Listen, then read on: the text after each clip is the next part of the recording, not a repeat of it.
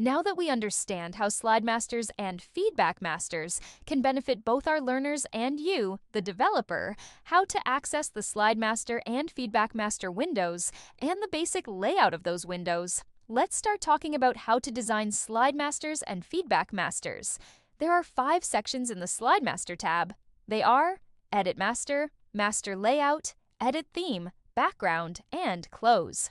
One thing you'll notice is that this is one of the few places where you won't see the publish or preview icons. And that makes sense. Slide and feedback masters don't directly create actions the learner interacts with on individual slides, even though you can assign triggers to a master if you need something global.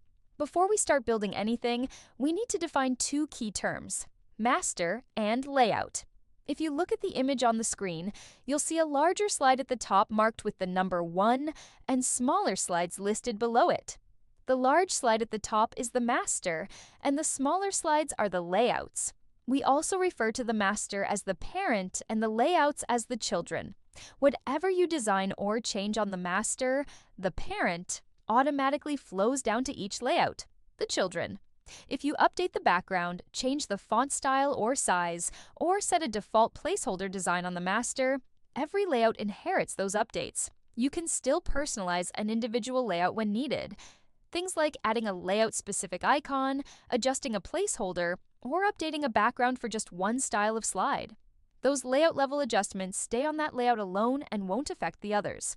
This parent and child setup isn't just tidy, it's a smart way to save yourself time, reduce repetitive work, and keep your entire course visually consistent without rebuilding the same elements on every single layout or slide.